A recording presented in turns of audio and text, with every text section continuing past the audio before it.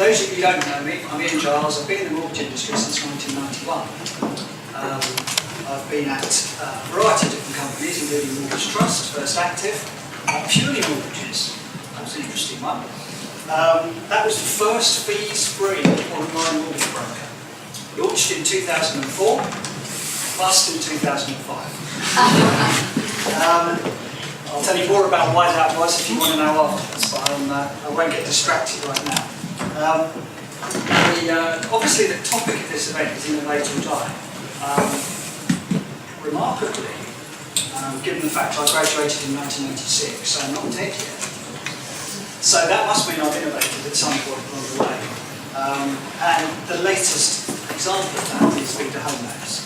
I've got the opportunity to start Vida, or help start Vida, in 2015, and jumped at the chance really because it was such an exciting opportunity.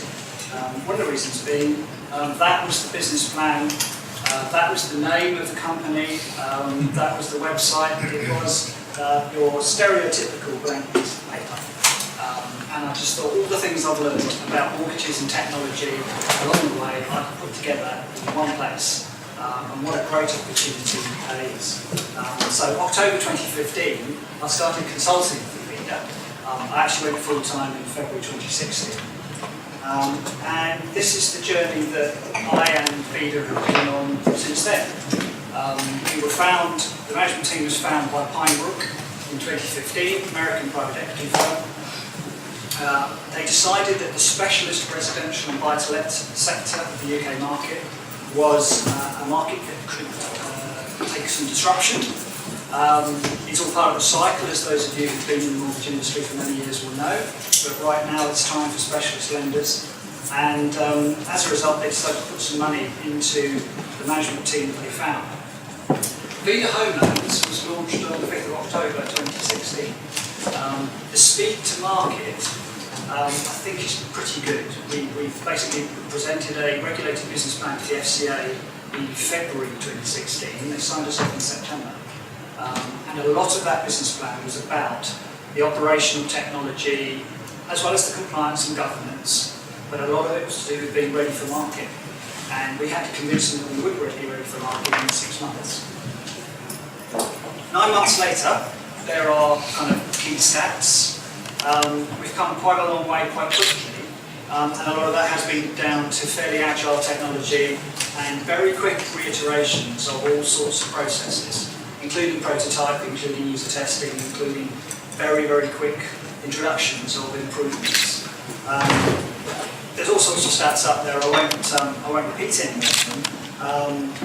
But I think the interesting one from our point of view is that I think the 1 billion bips so far, decision in principle, make us about the 25th largest mortgage lender at the moment, the equivalent of. Clearly there's a pipeline involved, and the dips need to become applications, those applications need to become completions before we would then be officially that size. But that gives us your sort of run rate.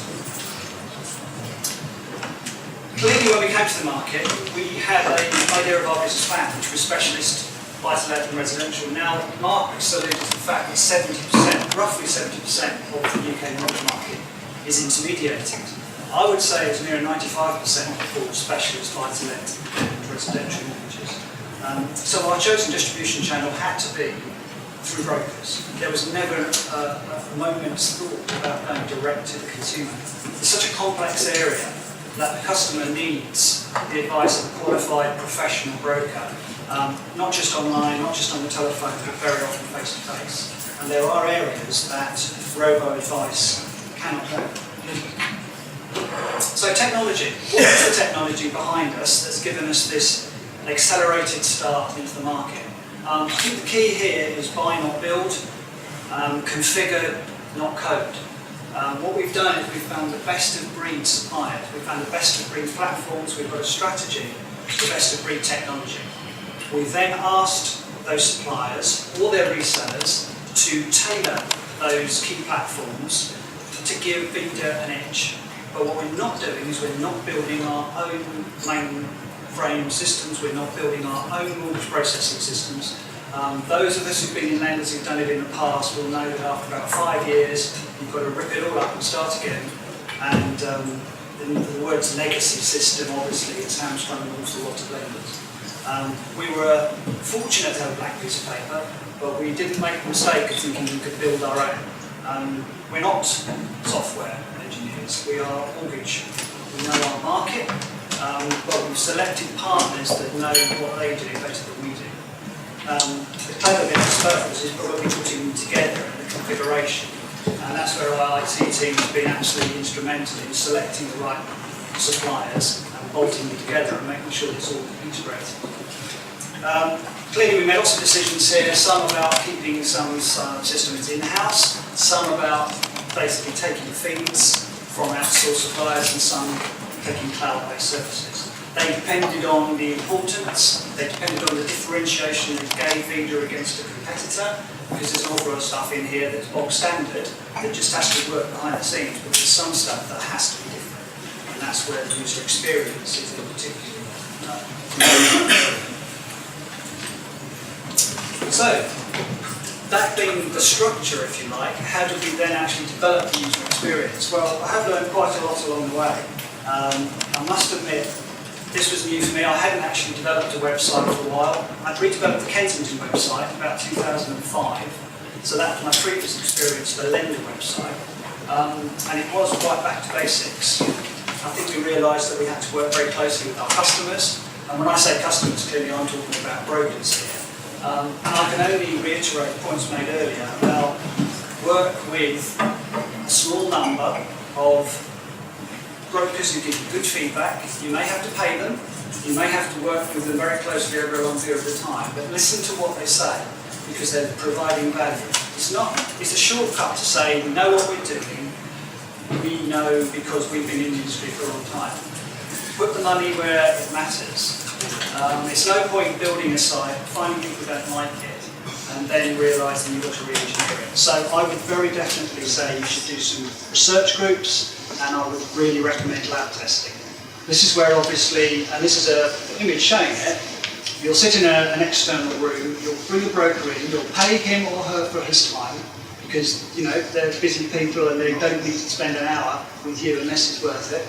And then you basically present them with a series of different prototypes, 4, 5, 6 prototypes, watch what they do, watch what they say, listen to what they say. They often do something, they say one thing, they do another, and that's where obviously you need an intermediary to sort of work with them. And then you play them back another version of the same prototype, another version. And you might think that takes a long time, but actually all of this can be done in a week or two. And it's far better to do that at that stage than realise that 6 months later you've developed a system or a website that everyone in the company loves, but brokers don't seem so keen about it. So spend the money up front, spend the time up front, and work closely with brokers. And I think that's just taught me that post-launch we have to do the same.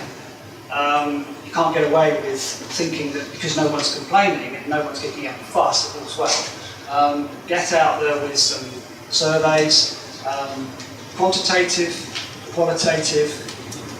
Most importantly though, if you're going to actually do some research, do something with it. We've got a regular quarterly survey that we run, but we make sure that we feed back to our brokers exactly what we did about the previous one. Otherwise, bit by bit, you get drop off from any survey because you can't prove that you actually changed things as a result of the previous one. Finally, on this slide, a little tip for those of you who may not have come across it before. There's a really neat piece of software out there called HotChar. I hadn't come across it before. I'd used far more expensive stuff. I'd used agencies, I'd used all sorts of people.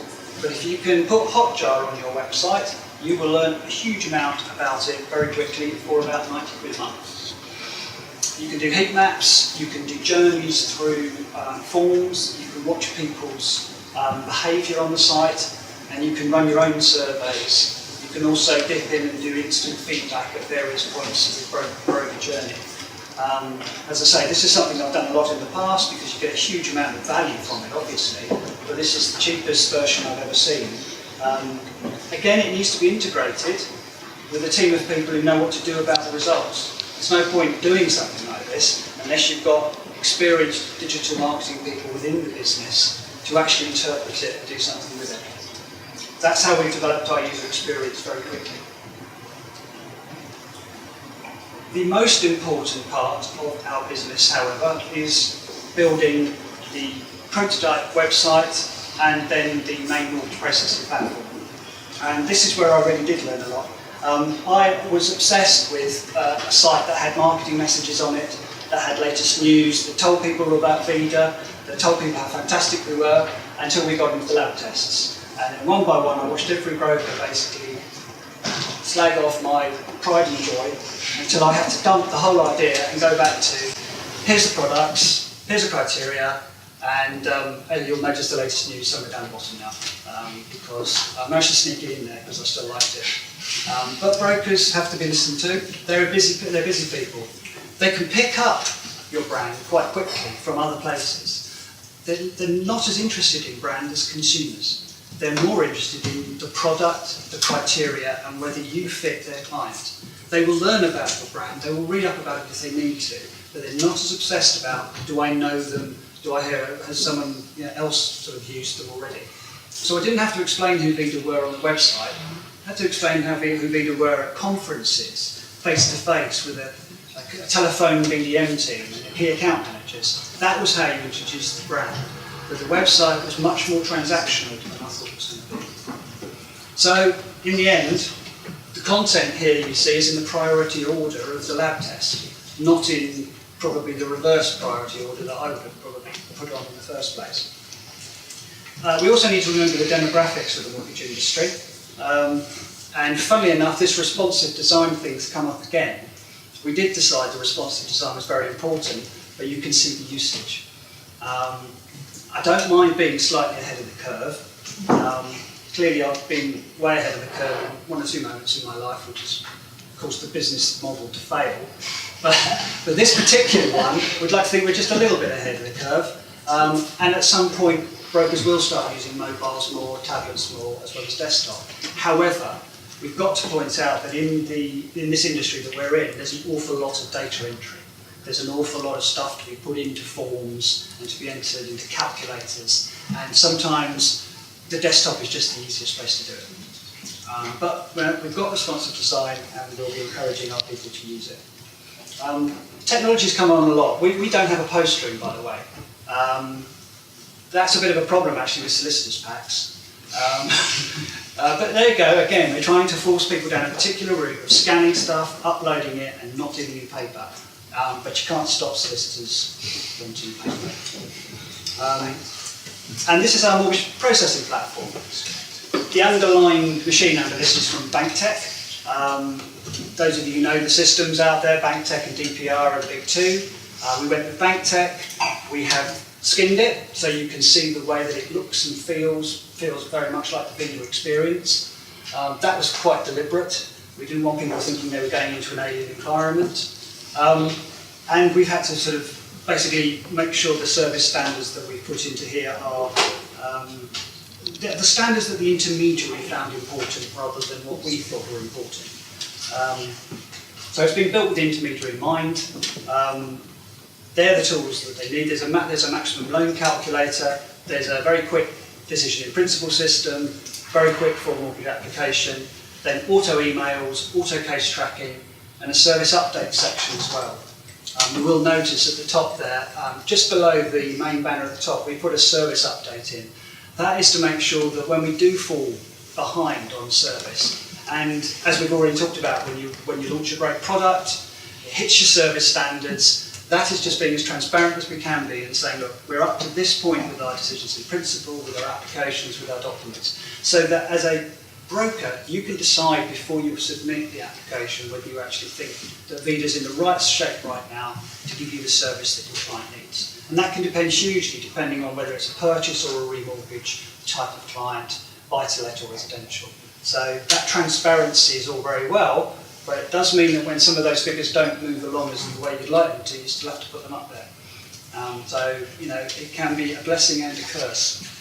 And some of the further ideas we've got, we are thinking about live chat and chatbots. The difficulty is with live chat that 24/7 is incredibly difficult to staff and resource within an organisation that's actually a kind of a 8 till 8 kind of resource most of the time.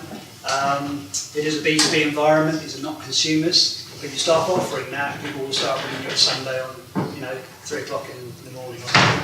And chatbots are interesting. Chatbots I think we will make progress with, but they'll need a huge amount of programming in the specialist mortgage industry.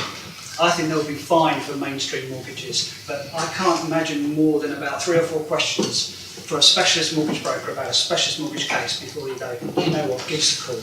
Because we've run out of automatic algorithm answers on this one. And CRM will become important when we start servicing a backlog. So, final slide really. Little tip, we kind of thought about the UX, we thought about the design principles of the website, and we thought about the processing system and we skimmed it. We should have thought about our advertising and marketing communications first really. This was an afterthought. If I'd thought about it, I'd have done it the other way around, because actually this is the first piece of user experience that your clients get. Whether they're brokers or whether you're doing this as a broker for your customer, the first they'll see of you is actually not the website. That's where they've come to. What they'll see is an ad, they'll see you at a conference, they'll get a mail shot from you. So that is user experience as much as anything else. So make sure that's seamless and make sure that technology is in place early on. As I say, I think in retrospect I would have rather developed it the other way around. So the key really, I suppose, is make sure that whatever technology you use, technology is not a good thing or a bad thing, it's a thing. I was going to say, I graduated in 1986, which gives you some idea of the technology in place when I started work. Technology at that stage was a phone, and a piece of A4 paper and a pencil. But there was still technology. You just use whatever comes up. And what I've tried to do, I suppose, in my professional life as much as anything else, is spot what's useful and make sure you keep using it for the benefit of either your staff, your customers, or the end customer, to improve what they do. So use technology to make your broker look good as a lender. Don't use it to make you look good. There's a lot of computer programs, I think, now that can outperform humans, but I think when it comes to mortgages, it's much more of a complex, emotional question, and I think it's going to be some time before computers robo-advice replaces brokers at the real sharp end, which is, am I making the right decision? Is this the right thing to do? Tell me now. But I think computers can do a huge amount of informing all the way through the process. And that's all we're trying to do with brokers. We're just trying to show brokers the options that are available to them. But they're professional and qualified enough to decide whether we're the right people or not. And I think we're just looking out for the next technology, really. We just want to make sure that whatever comes up, if it can be used, we'll use it to get an edge. We'll improve our service. We'll make poor service good. We'll make good service great. But in the end, it's not about the technology. It's about the humans. And I think you only need to look at there's the article today about the government's GPS tracking system for offenders. It's 60 million quid spent, 5 years behind schedule, and no discernible benefits yet. That's not the technology's fault. That's the people who've been trying to make it work. So I guess my conclusion would be technology isn't a bad thing. It can be a disappointing thing in the hands of the wrong people, but it can be the difference between you and your competitors. It's a very, very quick route to market if you can learn to harness it properly. So thank you very much.